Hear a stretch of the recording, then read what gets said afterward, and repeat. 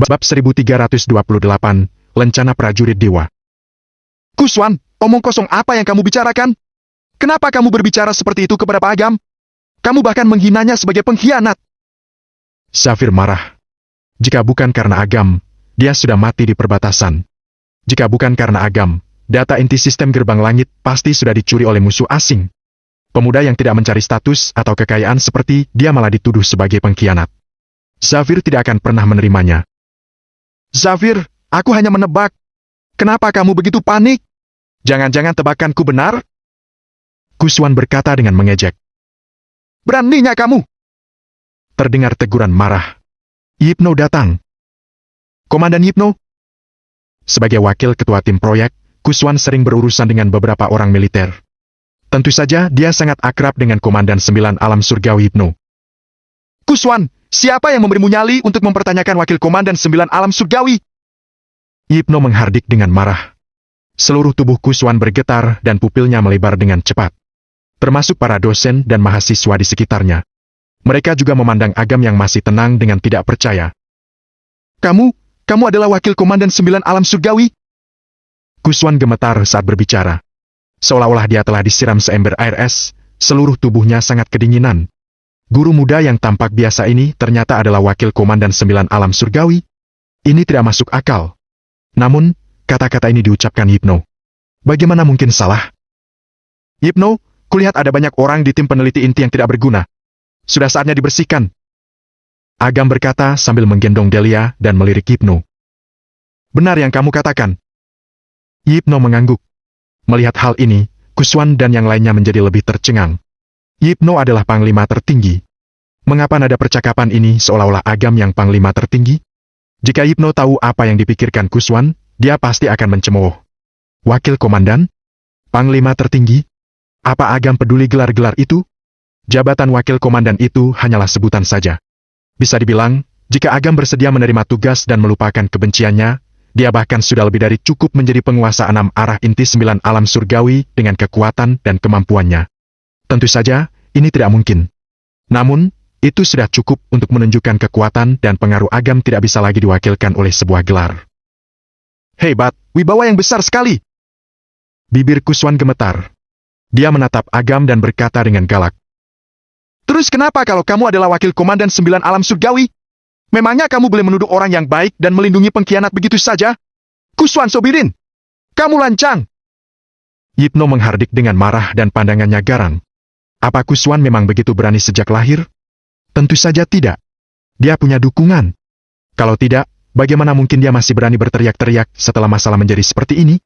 Ini cukup untuk menunjukkan ada beberapa tempat yang benar-benar sudah busuk. Komandan Yipno, apa aku salah? 9 alam surgawi sangat kuat dan berkuasa, tapi kalian tidak dapat menggertak para peneliti ilmiah. Selain itu, kami tidak langsung di bawah yurisdiksimu. Jadi, kuasa kalian tidak ada gunanya denganku. Kuswan sebenarnya ketakutan setengah mati. Namun, Kuswan sadar dia sudah menyinggung mereka. Jika dia terlihat lemah sekarang, dia benar-benar akan tamat. Bodoh amatlah. Keluarkan semua wibawamu. Dia bisa menjadi wakil ketua tim dan berharap bisa dipromosikan menjadi ketua tim karena ada seseorang di belakang yang mendukungnya. Dia percaya orang di belakangnya pasti akan datang untuk menyelamatkannya. Selama terlihat tidak takut dan menunjukkan wibawanya, dia mungkin bisa membuat orang-orang di belakangnya kagum. Bahkan mereka mungkin mempercayakan tanggung jawab besar padanya. Ini adalah ibu kota kekaisaran. Dia tidak percaya 9 alam surgawi benar-benar bisa menguasai segalanya. Agam, Pak Agam, harus aku katakan kalau kamu benar-benar mengejutkanku. Tapi, kamu masih terlalu muda. Berhati-hatilah mengatakan sesuatu yang tidak boleh kamu katakan dan merusak masa depanmu sendiri. Kuswan mulai mengancam Agam lagi. Agam tersenyum tidak peduli dan berkata, Kuswan, kemarin Zafir pulang dan melengkapi informasi proyek. Setelah itu, sebuah pesan terenkripsi ditransmisikan keluar dari gedung di belakangmu. Sayangnya, pesan ini berhasil dicegat. Menurutmu, siapa yang melakukannya? Kerahasiaan internal gedung penelitian ilmiah sangat ketat. Tidak ada yang diizinkan membawa ponsel masuk atau keluar. Komputer yang dipakai juga menggunakan jaringan internet dan sistem internal. Semua ini untuk mencegah orang membocorkan informasi. Mendengar ini, ekspresi Kuswan dan beberapa orang berubah. Apa maksudmu? Kamu ingin mengatakan aku pengkhianat? Kuswan berteriak. Jangan terlalu panik begitu. Jangan-jangan aku benar, ya? Agam meniru nada bicara Kuswan sebelumnya dan tersenyum dengan tatapan dingin di matanya. Tapi, apa yang aku katakan bukanlah spekulasi. Bertemu dengan tatapan dingin Agam, Kuswan berkata dengan susah payah. Kamu jangan sembarangan menuduh orang. Biar ku beritahu, aku berguru pada Pak Arslan. Apa kamu tahu siapa dia? Selama aku melaporkanmu, kamu juga harus turun dari posisimu sebagai wakil komandan 9 alam surgawi. Agam mengangguk acuh tak acuh. Arslan Gustav, ya. Yipno, bawa dia ke sini. Yipno memberi isyarat. Terlihat puluhan kendaraan militer yang datang entah dari mana muncul di belakang. Seorang pria paruh baya berkacamata dan rambut berminyak diikat dan digiring oleh Windu dan Hesti. Aku dituduh. Aku tidak bersalah. Arslan meronta dan menangis dengan getir. Ekspresi Kuswan dan yang lainnya, serta Zafir berubah ketika mereka melihat Arslan. Arslan Gustav. Dia adalah kepala Departemen Lembaga Penelitian Ilmiah. Dia adalah orang yang yurisdiksinya paling tinggi. Dia dapat menentukan karier mereka dalam pekerjaan penelitian ilmiah dengan satu kata saja. Pernah ada seorang peneliti ilmiah yang memberikan kontribusi besar dan membuat terobosan di bidang-bidang penting. Karena beberapa konflik dengan Arslan, dia tidak hanya kehilangan pencapaiannya, tetapi sampai diasingkan. Bisa dibilang, di bidang ini, dia tidak dapat dianggap menguasai segalanya. Namun, dia juga eksistensi yang sangat penting. Bahkan orang-orang seperti Yipno dan Pak Suwiryo tidak bisa melukainya. Sekarang dia dicabut dari posisi resminya dan ditangkap. Itu benar-benar membuat orang bertanya-tanya. Arslan Gustav, mantan kepala Departemen Fakultas MIPA, bekerja di posisinya selama 13 tahun. Dia melakukan kejahatan dengan berkomplot dengan musuh asing 2 tahun lalu. Hesti mengeluarkan putusan pengadilan dan membacakan serangkaian kejahatan Arslan. Setiap kejahatannya sudah lebih dari cukup untuk membuat Arslan mati 10 kali. Setelah mendengar ini, wajah Arslan menjadi pucat pasi dan dia jatuh lemas di tempat. Tanpa menunggu Hesti bertanya, dia berkata dengan ngeri. Aku ingin meringankan hukuman. Aku ingin melapor. Aku ingin. Saat berbicara, dia mengungkapkan semua hal tentang Kuswan dan yang lainnya. Wajah Kuswan menjadi sangat pucat. Tanpa menunggu Arslan selesai, dia segera membantah. Palsu! Itu semua palsu! Komandan Yipno, Pak Arslan, bukan, pengkhianat ini, dia pantas dihukum, dia pantas segera dihukum tembak. Tembak dia! Yipno mencibir dan berkata, Kuswan, apa kamu pikir kamu bisa menutupi kejahatanmu dan orang lainnya dengan mengatakan itu palsu? Kejahatan kalian telah lama selesai diselidiki. Cepat, tangkap mereka! Kata-kata itu terdengar semua orang. Windu langsung memimpin semua orang dan bergegas ke kerumunan di belakang Kuswan untuk menangkap beberapa orang. Ada orang yang masih ingin melarikan diri. Mereka langsung dirobohkan oleh senjata kejut listrik dan diborgol. Kuswan meronta dan berteriak marah. Aku tidak terima! Yipno, kami tidak berada di bawah yurisdiksimu. Bagaimana bisa kamu menangkapku? Aku tidak terima! Aku ingin mengajukan banding. Aku ingin menelepon untuk menuntutmu. Kuswan, angkat kepalamu dan lihat apa ini. Terdengar suara Yipno mendengus. Kuswan refleks mendongak dan melihat Yipno memegang lencana emas di tangannya. Di bawah sinar matahari, ada cahaya keemasan yang menyilaukan. Lencana prajurit dewa. Wajah Kuswan pucat pasi. Kakinya kehilangan tenaga dan dia jatuh. Di dunia ini, hanya ada satu lencana prajurit dewa. Lencana itu milik prajurit dewa Gavin dari keluarga Nil, Gavin Nil. Bab 1329, Pembersihan Besar-besaran. Tempat lencana ini berada dikendalikan oleh Gavin. Ini adalah kepercayaan dan kemuliaan terbesar kepada prajurit dewa. Ini juga setara dengan perintah kepala harimau milik Hinata. 9 alam surgawi memang tidak bisa mengurus mereka. Namun, prajurit dewa Gavin bisa. Jangankan menangkap mereka, tidak ada yang berani mengatakan kata tidak sekalipun mereka ditembak di tempat. Mata Kuswan kosong dan dia bergumam. Habislah sudah. Dia menyadari ini adalah gerakan pembersihan besar-besaran. Apa yang mereka lakukan selama ini sudah lama ketahuan. Alasan mengapa mereka tidak melakukan apa-apa sebelumnya karena sistem gerbang langit masih perlu dijalankan dan mereka dibutuhkan untuk memimpinnya. Sekarang Zafir telah pulang dan sistem gerbang langit sudah resmi berada di jalur yang benar. Mereka telah kehilangan nilai guna mereka. Sekarang saatnya untuk menyelesaikan semua ini. Tentu saja, Kuswan salah menebak satu hal. Sebelumnya Gavin sakit parah. Tentu saja dia tidak punya waktu untuk mengurus masalah ini. Sekarang dia disembuhkan oleh Agam dan telah pulih ke kondisi terbaiknya. Gavin juga paling tidak menyukai hal semacam ini. Dia harus mengambil tindakan drastis untuk menghilangkan kebusukan ini. Komandan Hypno, tolong kamu ampuni aku kali ini. Kalau tidak, kamu menangkap begitu banyak orang sekaligus, Fakultas MIPA ini.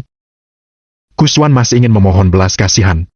Hypno mencibir dan berkata, Kuswan, kamu menganggap dirimu terlalu penting. Apa kamu berpikir tanpa kalian yang busuk-busuk ini, penelitian ilmiah tidak dapat berlanjut? Kamu harus ingat bukan kamu yang menciptakan era, tetapi era yang menciptakan kamu. Selama bertahun-tahun, kamu masih tidak bisa mengubah sikapmu yang suka memanfaatkan situasi. Hari ini adalah akibat kesalahanmu sendiri. Bawa mereka pergi. Kuswan, Arslan, dan rombongan mereka dibawa ke dalam mobil dan pergi. Para dosen dan mahasiswa di sekitarnya memiliki ekspresi yang berbeda-beda. Beberapa memiliki ekspresi marah, sementara yang lain memiliki ekspresi takut. Bisa dibilang penangkapan publik ini adalah pembersihan internal, juga sebuah peringatan. Tentu saja, sebagian besar orangnya baik. Kuswan dan yang lainnya bisa mendapat nasib ini karena mereka sendiri yang cari mati. Jadi, hal ini tidak menyebabkan banyak gangguan. Lapor komandan, total 17 pengkhianat telah ditangkap. Windu berkata setelah berjalan mendekat dan memberi hormat. Hypno mengangguk sambil tersenyum dan menghela napas penuh emosi. Dia berkata kepada Agam, Ini benar-benar berkat kamu. Kalau kamu tidak menyelamatkan Pak Gavin dan Profesor Zafir, kami akan sulit menghadapi Kuswan dan orang-orang ini sekalipun kami punya bukti. Tanpa dukungan Pak Gavin dan kembalinya Zafir, Hypno dan lainnya hanya bisa menahan diri sekalipun mereka tahu Kuswan dan yang lainnya berkomplot dengan musuh karena rencana sistem gerbang langit. Apa yang telah dilakukan Agam justru merupakan kunci untuk menghidupkan kembali situasi. Agam menggelengkan kepalanya dengan tidak peduli. Pak Suryo dan yang lainnya tercengang. Apa yang mereka dengar? Anak ini menyelamatkan Pak Gavin? Profesor Zafir juga diselamatkan olehnya? Memikirkan hal ini, mereka berkeringat dingin. Mereka sudah membayangkan identitas Agam, tetapi mereka tidak menyangka akan sangat menakjubkan. Untungnya, mereka tidak menyinggungnya. Delia sangat bahagia. Hatinya lebih manis dari madu. Dia memeluk leher Agam. Wajah kecilnya yang putih merona penuh kebanggaan. Setelah Hypno pergi, Hesti bertanggung jawab atas penyelidikan menyeluruh di seluruh lembaga penelitian ilmiah. Setiap perbuatan sekecil apapun yang melibatkan kesalahan mendasar akan ditangkap tanpa kecuali. Hal ini memang akan menempatkan semua orang dalam bahaya dan merupakan pukulan besar bagi seluruh lembaga penelitian ilmiah. Namun, seperti kata Hypno, berjalannya waktu yang membuat orang kuat. Berapa banyak orang yang benar-benar mengabdikan diri untuk penelitian ilmiah serta kesejahteraan negara dan bangsa? Kehilangan orang-orang berdosa ini juga tidak apa-apa. Di sebuah taman kuno di ibu kota kekaisaran, seorang pria paruh baya mendengar berita itu dan tertawa liar. Gavin ini benar-benar tidak takut mati. Karena kalian ingin terlibat dalam masalah ini, maka, hehe. Sekarang memang tidak bisa menyerang Agam, tapi memangnya tidak bisa menyerang kalian juga? Zafir resmi kembali ke lembaga penelitian ilmiah dan menggantikan Kuswan sebagai wakil kepala tim proyek inti. Pada saat yang sama, kampus secara khusus mengeluarkan pemberitahuan. Hal ini untuk memberitahu seluruh kampus tentang kisah Zafir sehingga setiap dosen dan mahasiswa dapat memahami kisah heroik Zafir.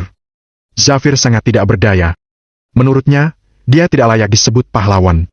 Namun, setelah dibujuk oleh Agam, Zafir tetap menerima penghargaan dan tanda jasa ini. Zafir bisa tidak peduli dengan dirinya sendiri, tetapi dia tidak bisa tidak peduli dengan putrinya. Dia pernah mengabdikan banyak waktu dan masa muda untuk negara dan bangsa. Sekarang dia ingin menebus rasa bersalah kepada putrinya. Menerima penghargaan tidak diragukan lagi adalah pilihan terbaik. Kembalinya Zafir tidak hanya menghilangkan kecurigaan bahwa dia pengkhianat. Dia juga dipromosikan menjadi wakil ketua tim dan mendapatkan medali darah naga. Bisa dibayangkan wakil ketua tim hanyalah titik awal. Tidak lama lagi, mungkin dalam 1 tahun, dia akan melangkah ke tingkatan baru. Seperti kata pepatah, orang miskin tidak memiliki siapapun untuk diminta tolong di kota-kota besar. Orang kaya bahkan memiliki kerabat jauh di pegunungan terpencil. Begitu jam makan, berbagai orang mengundang Zafir makan bersama. Beberapa supervisor dan profesor yang biasanya diam-diam mengejek Zafir juga menelepon untuk menyapanya dan menjalin hubungan. Zafir biasanya hanya suka terlibat dalam penelitian ilmiah dan tidak pandai berkomunikasi. Dia juga tidak ingin terlibat dalam hal-hal rumit ini. Dia menolak orang-orang ini satu persatu. Dia pergi ke ruang VIP di lantai 3 kantin untuk makan bersama Agam dan para mahasiswa kelas ke-3142. Pertama, dia ingin berterima kasih ke Agam. Kedua, dia juga ingin mengucapkan terima kasih kepada mahasiswa kelas ke-3142. Meskipun Zain dan yang lainnya suka main-main dan tidak ramah kepada para dosen sebelum Agam datang, mereka sangat bersatu dan ramah. Sejak Zafir menghilang, hidup Yofie sulit. Mereka sering membantu dan mendukungnya secara diam-diam. Di tengah-tengah makan, Agam berkata, "Kebetulan kalian semua ada di sini. Aku punya dua hal untuk diberitahukan kepada kalian. Pak Agam, tidak perlu beritahu kami. Kami akan pergi ke kelas sore ini," kata Jain. "Betul sekali. Meskipun kamu tidak ada di kampus terus, kami sangat patuh akhir-akhir ini." Jeli menggigit sendoknya dan tertawa. "Permintaanku pada kalian bukan hanya kalian menjadi patuh, tapi juga belajar bertanggung jawab atas semua tindakan kalian." Agam menggelengkan kepalanya tanpa daya, memeluk Delia, dan tersenyum sambil berkata, "Aku beritahu satu hal, Delia adalah putriku." Ruang VIP menjadi hening.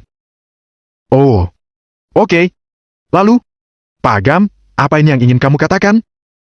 Semua orang terlihat sangat tenang. Ekspresi Agam menjadi masam. "Itu reaksi kalian? Setidaknya agak terkejut. Oh, wow! Pak Agam, jadi Delia itu putrimu? Pak Agam, kamu menyebalkan. Kamu lama sekali baru memberitahu kami kalau kamu punya seorang putri. Kamu harus mentraktir kami makan malam." Sila dan para gadis berpura-pura terkejut, menyebabkan Agam tidak tahu bereaksi apa. "Berhenti, kata-kata kalian terlalu palsu. Pak Agam, jangan salahkan kami tidak menghargaimu. Delia itu sangat dekat denganmu dan dia mirip denganmu. Sekalipun kamu tidak bilang dari awal, pada dasarnya kami sudah menduganya. Rasa terkejut kami telah lama selesai setelah bergosip di belakangmu." Zain berkata dengan penuh arti. Agam mengangguk pasrah dan menambahkan, "Tapi kalian tetap harus memberiku hadiah. Sini, lihat kalian mau kasih berapa. 2 juta tidak terlalu banyak, 4 juta tidak terlalu sedikit." "Sial!" Amigo menyemburkan nasi, menyebabkan Sheila menginjak kakinya di bawah meja. Sheila juga mengambil tisu untuk Amigo agar dia bisa menyeka. "Pak Agam, kamu sudah keterlaluan. Kamu seorang dosen. Kamu masih meminta mahasiswa untuk memberikan uang? Apa masih ada keadilan di dunia ini?" Amigo berkata dengan marah. Orang lain juga memutar mata pada Agam satu demi satu. Bagi mereka, uang ini sama sekali bukan apa-apa. Hanya saja dosen yang meminta uang itu benar-benar mengejutkan mereka. Bab 1330, menekan kesombongannya. "Di masa depan, kalian semua akan menjadi paman dan bibi Delia. Tidak masalah memberinya beberapa hadiah di awal, kan?" Agam tersenyum. Dia bukan benar-benar ingin menerima uang, tetapi sengaja membuat suasana lebih hidup. "Paman dan bibi apanya? Sampai beda generasi pula. Kami akan memanggil Delia adik junior di masa depan. Ya, kan, Delia?" Sheila mengedipkan mata pada Delia dan tersenyum. Agam menggelengkan kepalanya dan berkata, "Aku bukan dosen kalian lagi. Jangan panggil dia adik junior, panggil saja adik." "Pak Agam, apa maksudmu dengan itu?" Amigo mengerutkan kening dan bertanya, "Kamu mau pergi? Apa ada yang mencari masalah denganmu lagi?" "Sial, siapa? Aku akan mengulitinya hidup-hidup." "Zain, tenanglah. Siapa yang bisa mencari masalah dengan Pak Agam?" Gordon menegur. Zain terkejut dan refleks mengangguk. Dia bertanya dengan tatapan bingung. "Pak Agam, mengapa kamu tiba-tiba pergi?" Agam tersenyum dan berkata, "Kita semua bukan orang luar. Aku akan jujur. Pada awalnya, aku datang ke kampus sebagai dosen pembimbing hanya untuk melindungi Yofie. Sekarang Profesor Zafir telah kembali dan menyerahkan data tersebut. Musuh asing tidak akan lagi menyia-nyiakan sumber data untuk menyerang Yofie dan kalian. Jadi, tugasku selesai." Mata Yofie merah. Dia sudah tahu tentang hal itu. Namun, mengingat kecurigaan dan ketidakpercayaannya pada Agam ketika pertama kali bertemu, dia merasa sangat bersalah. Namun, dalam suasana ini, jelas tidak pantas untuk meminta maaf lagi. Atmosfer seluruh ruang VIP jadi suram. Zain tertawa paksa dan berkata, "Jadi, Pak Agam, apa ada kemungkinan seperti ini? Misalnya, musuh masih mengintai menunggumu pergi, lalu menyerang Paman Zafir lagi?" "Ah, tidak, aku tidak bermaksud begitu. Aku hanya membuat dugaan. Apa kamu ingin menunggu dulu? Bagaimana kalau lihat-lihat dulu 1 atau 2 tahun? Kalau kamu tidak tahu cara berbicara, berhenti bicara." Jeli melirik Agam dan berkata, "Tapi, Pak Agam, kamu baru berapa lama di sini? Aku hitung-hitung, baru kurang dari sebulan. Kamu sudah mau pergi. Apa kamu tidak mau menunggu dulu?" Agam menggelengkan kepalanya dan berkata, "Kalian jangan pikir aku orang baik. Karena semuanya sudah berakhir, tidak perlu tinggal lagi. Kalau tidak, kalian malah akan bahaya karena terlalu dekat denganku." Serangkaian hal yang terjadi baru-baru ini membuat Agam mencium bau konspirasi. Terkadang Agam tidak ingin terlalu dekat dengan orang lain bukan karena sifatnya dingin, bukan karena dia sombong. Akan tetapi, dia tidak ingin musuh memanfaatkan kelemahannya. Jika hubungan Agam dengan Zain dan yang lainnya sangat baik, orang-orang yang bersembunyi pasti akan menyerang Zain dan lainnya. Ini adalah hal yang sangat tidak mau Agam lihat. Guanda berkata dengan suara kecil. Jangan memaksa Pak Agam lagi. Pak Agam pasti punya hal-hal yang lebih penting untuk dilakukan. Kalau kita berharap yang terbaik untuknya, kita harus mendukungnya tidak peduli apa keputusan yang dia buat. Agam memberikan tatapan terima kasih pada Guanda. Namun, dia melihat mata gadis ini merah. Ayah! Saat ini, Delia menarik lengan Agam dengan lembut. Wajah kecilnya sedikit merona. Delia ingin pergi ke kamar mandi. Tidak peduli berapa usia seorang gadis, dia akan selalu malu untuk mengatakan hal-hal seperti itu. Agam terkejut dan berpaling ke mahasiswi untuk meminta bantuan. Dia benar-benar tidak bisa melakukan hal seperti itu. Aku akan membawa Delia ke sana. Guanda menahan air matanya dan bangkit. Dia memaksakan senyum, lalu pergi. Kamar mandi berada di lantai 1. Guanda berpikir Delia masih muda dan ingin membantunya. Siapa sangka Delia sangat patuh. Guanda hanya perlu menunggu di luar dan tidak perlu mengkhawatirkannya sama sekali. Guanda mencuci wajahnya dan melihat dirinya di cermin. Dia menarik napas dalam-dalam beberapa kali sebelum menenangkan suasana hatinya. Tiba-tiba, tercium bau parfum. Seorang wanita cantik masuk. Dia memakai lipstik dan riasan di depan cermin. Guanda mengenali wanita ini sebagai mantan pacar Agam, Maya. Namun, dia tahu hubungan Agam dengan Maya tidak baik. Dia tidak berniat untuk menyapa Maya. Setelah Delia keluar, Guanda membasahi tangan dan menyeka tangan Delia. Delia mengangkat kepala menatap Guanda dan berkata dengan lembut. Kakak, kenapa kamu menangis? Guanda terkejut. Dia mengusap kepala Delia dan berkata. Karena ayahmu adalah orang yang baik. Dia pernah membantu kakak, jadi kakak sedikit enggan dia pergi. Kakak jangan menangis. Ayah memberitahu Delia kalau perpisahan itu selalu untuk pertemuan yang lebih baik. Saat berbicara, Delia juga mengikuti gerakan Guanda. Dia mengulurkan tangan kecilnya untuk menepuk punggung Guanda. Setiap kali Delia sedih, ayah selalu menghibur Delia seperti ini. Bertemu dengan tatapan bingung Guanda, Delia tersenyum polos dan manis. Hidung Guanda berair. Dia menghapus air matanya dan mengangguk sambil tersenyum. Terima kasih, Delia. Suasana hati kakak sudah lebih baik. Saat menggandeng Delia keluar dari kamar mandi, Guanda bertemu Ferdi yang sedang merokok di luar. Ferdi melirik dan melihat Delia. Dia menyipitkan mata dan bertanya. Guanda, ini anak siapa? Guanda tidak memiliki kesan yang baik tentang Ferdi. Dia hendak pergi ketika dia dihentikan oleh Ferdi. Anak ini benar-benar manis, tipikal anak cantik. Kata Ferdi. Dia ingin mencubit wajah Delia. Delia sangat takut sampai buru-buru menghindar. Hanya saja tidak punya sopan santun. Wajah Ferdi sedikit masam karena Delia tidak membiarkan Ferdi menyentuhnya. Pak Ferdi, kalau tidak ada apa-apa, aku pergi dulu. Guanda tidak ingin berselisih dengan Ferdi, terutama ketika Delia masih di dekatnya. Jadi, dia buru-buru menarik Delia pergi. Itu mahasiswamu? Maya keluar setelah selesai merias wajahnya dan bertanya. Ya, kelihatannya cukup polos, kan? Aku tidak menyangka ternyata dia sudah punya anak. Ferdi menatap punggung Guanda dan mencibir. Ketika menjadi dosen pembimbing kelas 3142, dia beberapa kali ingin menggoda Guanda. Akan tetapi, dia tidak pernah berhasil. Sekarang dia melihat Guanda membawa seorang anak berusia 2 hingga 3 tahun. Dia merasa makin kesal. Seharusnya itu bukan anaknya. Baru saja, aku mendengar anak itu memanggilnya kakak dan menyebutkan ayah atau semacamnya. Kata Maya. Oh. Ferdi menyipitkan mata dan berkata kepada Maya. Kamu coba ikuti dan lihat anak kecil ini anak siapa. Maya tidak tertarik, dia hanya ingin pergi berbelanja. Namun, karena Ferdi mengatakan itu, dia hanya bisa patuh. Tidak lama setelah Maya naik ke lantai atas, dia turun dengan tergesa-gesa dan berkata dengan tidak percaya. Aku melihat anak itu memanggil Agam ayah. Anak kecil ini sepertinya sudah berusia 2 atau 3 tahun. Kapan dia punya seorang putri? Ferdi berkata dengan heran. Maya menggelengkan kepalanya. Hatinya dipenuhi amarah. 2 atau 3 tahun yang lalu, dia dan Agam belum putus. Dari mana Agam mendapatkan putrinya? Mungkinkah Agam telah berselingkuh di belakangnya? Makin Maya memikirkannya, dia makin marah. Meskipun Maya telah berselingkuh di belakang Agam, itu adalah kesalahan yang tidak sengaja Maya lakukan. Apalagi, kesalahan apa yang bisa dilakukan seorang gadis untuk kebahagiaannya sendiri? Namun, Agam tidak boleh. Beraninya Agam berselingkuh dan memiliki anak dengan wanita lain. Ini adalah sesuatu yang tidak akan pernah Maya terima. Apa kamu yakin tidak salah? Ferdi bertanya lagi. Tidak, aku mendengarnya dengan telingaku sendiri. Ferdi mengangguk sambil berpikir, menyipitkan mata, dan mengungkapkan senyum menyeramkan. Awalnya, aku tidak ingin menyerang seorang anak kecil. Tapi, Agam ini makin sombong. Aku harus menekan kesombongannya. Sebelumnya, dia dan Tio berencana ingin menyusahkan Agam. Akhirnya malah tidak berhasil dan dia sendiri kehilangan banyak uang. Sekarang dia bisa dibilang miskin.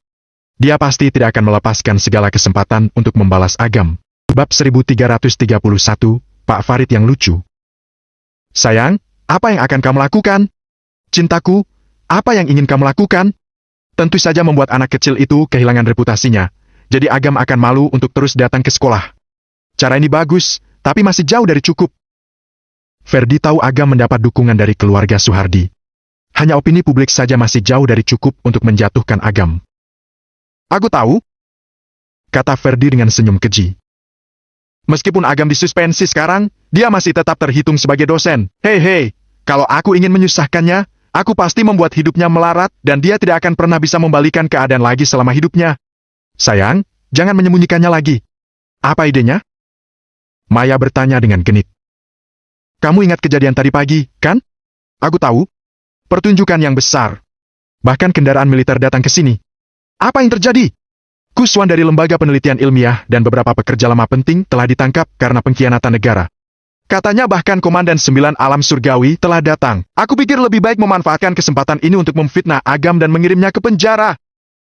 Sebagai anggota keluarga Haryanti, Ferdi juga menerima beberapa gosip. Operasi ini sangat lugas dan gesit. Tidak hanya dijalankan oleh Hypno, operasi ini juga diinstruksikan oleh prajurit Dewa Gavin dari keluarga Nil.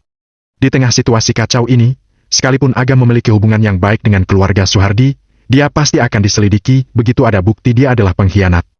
Pada saat itu, Ferdi akan mencoba mencari orang dan mengerahkan kekuatannya. Mungkin dia bisa memenjarakan Agam selama sisa hidupnya. Tapi, sayang, tidak mungkin seseorang seperti Agam akan ditangkap oleh militer, kan? Lagi pula, dia tidak punya bobot dan kualifikasi untuk itu. Kata Maya. Tentu saja tidak mungkin. Dia tidak ada apa-apanya dibandingkan dengan Kuswan dan yang lainnya. Tapi, setelah kejadian ini, dekan kampus sangat memandang penting hal ini. Mereka bersiap untuk menyelenggarakan konferensi penanaman ideologi di sore hari dan mengundang Pak Farid, orang bijak generasi pertama. Ferdi berkata sambil mencibir. Selama kita membuat masalah ini jadi besar, dengan tingkat kepentingan Pak Farid, dekan dan orang-orang itu tidak akan membiarkan Agam begitu saja, meskipun Pak Farid tidak menangani masalah ini langsung. Dalam beberapa hari, kita bisa pergi ke penjara untuk mengunjungi Agam. Mata Maya berbinar dan dia segera berkata dengan cemas. Agam sangat licik. Aku khawatir tidak akan mudah untuk menjebaknya. Fer bodoh, dia membawa putrinya. Ini adalah kesempatan bagus yang langka. Apa yang bisa dimengerti oleh anak kecil? Ferdi tersenyum seram, mengeluarkan ponselnya, dan menelepon. Halo, Deska. Kamu panggil Antono dan yang lainnya. Aku punya cara untuk menghadapi Agam itu. Setelah Gwanda membawa Delia kembali ke ruang VIP, Delia mendatangi Agam. Ayah, Delia bertemu dengan paman jahat yang sangat galak di lantai bawah. Delia tidak tahu kenapa, tapi Delia sedikit membencinya. Agam terkejut dan menatap Gwanda. Gwanda menjelaskan. Itu Ferdi. Sial, orang yang bukan manusia itu. Ketika Zain mendengar itu Ferdi, emosinya langsung terbakar. Namun, sebelum dia bisa menyelesaikan kata-katanya, kakinya diinjak oleh jeli. Barulah Zain tersadar Delia masih berada di sini. Dia tidak boleh mengumpat terus. Itu bisa membawa pengaruh buruk pada Delia. Pak Agam, berbicara tentang bajingan Ferdi itu, baru-baru ini si Deska dan Antono makin keterlaluan. Aku punya teman yang satu organisasi. Dia adalah mahasiswa si Deska. Deska tidak hanya sengaja mempersulitnya, tetapi dia juga memintanya untuk pergi makan malam bersama dengan ancaman tidak akan mengeluarkan sertifikat kelulusannya. Kemarin lusa, dia dibius saat makan. Untungnya, dia sadar tepat waktu dan meneleponku. Kalau tidak... Jeli marah. Jika bukan karena ada Delia, dia akan melemparkan kata-kata kotor. Agam mengangguk dan berkata, sebelum meninggalkan kampus, aku akan menyelesaikan orang-orang itu sekalian. Selain Kuswan dan yang lainnya, para dosen berdebah ini tentu juga harus dihilangkan. Namun, keduanya bukan dari bagian yang sama. Lencana prajurit dewa sebenarnya juga bisa digunakan untuk menangkap Profesor Deska dan orang-orang ini. Namun, hal ini terlalu berlebihan, tidak cocok. Ini juga mudah dikritik karena menyalahgunakan kekuasaan. Agam menghubungi Pharaoh dan meminta WhatsApp Dekan. Dia ingin membereskan Profesor Deska dan lainnya sekaligus. Bagaimana Dekan akan menghadapi mereka sudah bukan urusan Agam lagi. Setidaknya dengan bukti-bukti ini, sekalipun tidak ditembak, mereka tetap harus menderita seumur hidup mereka. Setelah makan siang, Agam mengajak Delia berjalan-jalan di kampus. Cuaca sangat bagus. Matahari bersinar cerah, lapangan menjadi hangat. Banyak mahasiswa duduk di lapangan untuk membaca buku. Setelah makan siang, Yana dan Isadora mengikuti mereka. Delia sangat bahagia melihat kedua wanita ini. Sambil menonton Delia bermain dengan Yana dan Isadora di atas rumput, Agam duduk di atas rumput dan menikmati kehangatan matahari. Sangat jarang bisa bebas dan merasakan waktu berlalu. Amigo, Sheila, dan para mahasiswa juga duduk di lapangan. Mereka saling mengobrol dan membayangkan masa depan. Ini juga merupakan tempat yang paling menarik dan membuat rindu di universitas. Riang dan tanpa kekhawatiran. Meskipun ada juga tekanan, seperti penelitian, ujian, dan lain-lain. Dibandingkan dengan tekanan kelangsungan hidup, itu jauh lebih bahagia.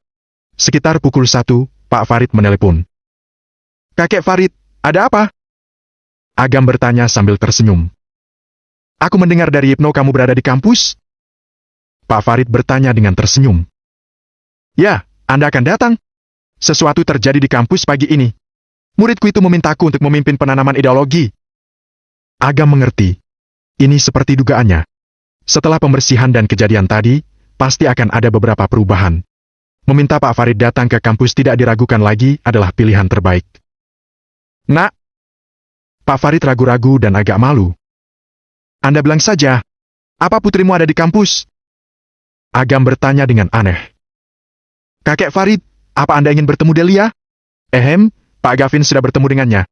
Aku tidak boleh ketinggalan, bukan? Bagaimana? Apa bisa bertemu? Mendengarkan suara tergesa-gesa di telepon, Agam sepertinya bisa melihat Pak Farid menggosok tangannya karena malu. Dia tidak tahan tertawa dan berkata, Ya, tentu saja bisa. Saya sedang bingung mencari guru untuk Delia. Kalau Anda tidak keberatan, Anda bisa menjadi guru pertama Delia. Agam meminta orang bijak generasi pertama menjadi guru pertama untuk Delia. Jika berita ini keluar, orang lain pasti akan iri padanya sampai mati. Baguslah, maksudku, boleh. Aku akan menghubungimu setelah aku menyelesaikan konferensi.